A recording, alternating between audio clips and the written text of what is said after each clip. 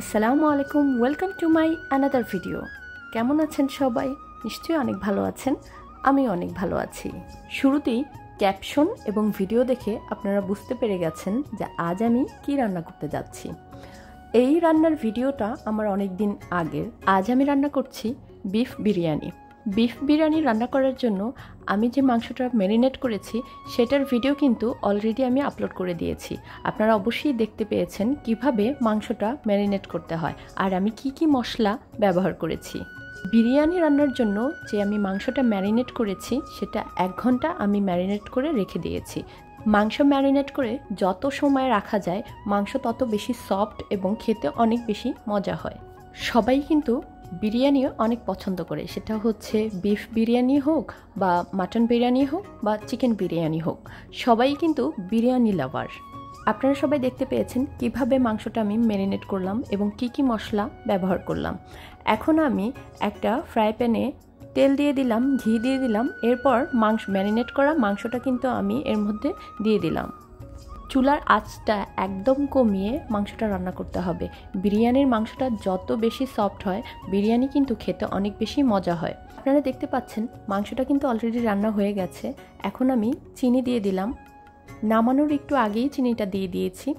এখন আমি বিরিয়ানির জন্য পোলাওটা রান্না করব। শুরুতেই একটা পাতিলে আমি তেল দিয়ে দিলাম, এরপর দিয়ে দিয়েছি ঘি, এরপর আমি পেঁয়াজ কুচি দিয়ে দিয়েছি। পেঁয়াজটা যখন একটু ব্রাউন হয়ে আসবে তখন আমি পোলাওর চালগুলো দিয়ে দেব। বিরিয়ানি রান্না করার জন্য পোলাওর চালটা কিন্তু বেশ অনেকটা সময় ধরে ভাজতে হয়। এরপর আমি স্বাদমতো লবণ দিয়ে দেব। লবণ দেওয়ার পরে আমি খুব ভালোভাবে পোলাওর চালটা একটু ভেজে নিয়েছি। চালটা খুব ভালোভাবে ভাজার পরে আমি গরম পানি দিয়ে দিলাম। পরিমাণ মতোই পানিটা দিয়ে দিয়েছি। পোলাওর চালটা যখন একটু সেদ্ধ হয়ে আসবে তখনই আমার রান্না করে রাখা মাংসটা এর সাথে মিক্সড করে দেব। দেখতে পাচ্ছেন মাংসটা কিন্তু আমি মিক্সড করে দিয়েছি।